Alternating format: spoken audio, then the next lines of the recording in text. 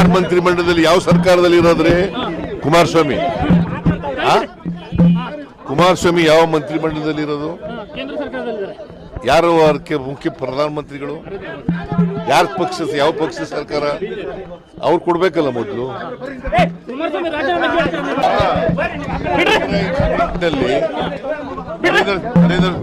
ನರೇಂದ್ರ ಮೋದಿ ರಾಜೀನಾಮೆ ಕೊಟ್ಟಿದ್ರ?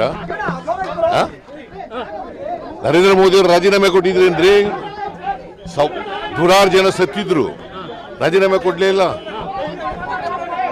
ನಾನು ಏನು ತಪ್ಪು ಮಾಡಿದ್ರೆ ರಾಜೀನಾಮೆ ಕೊಡ್ಬೇಕಂತ ಅಗತ್ಯ ಇಲ್ಲ.